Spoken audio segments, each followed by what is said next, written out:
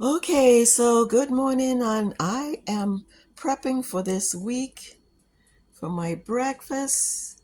So, spinach and boar's head turkey pepperoni, uh, pepperoni, spinach, and eggs, pepperoni and spinach. Oh, this one also has sweet peppers in it. This one just has sweet peppers and pepperoni. All of them have pepperoni. This one has sweet peppers. This one just has pepperoni in it. No spinach. No, no spinach in this one. Just pepperoni.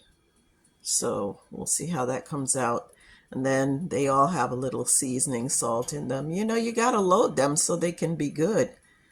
Yeah. So I'm going to put these in the oven now for about 30 to 40 minutes and bake them up, and we'll see how it comes out. Okay, and here's the finished product ready to go, and I will just put these in a storage container. And then each morning I will just be able to just grab one and put it in my lunch box, and I'll be ready to go for breakfast this week.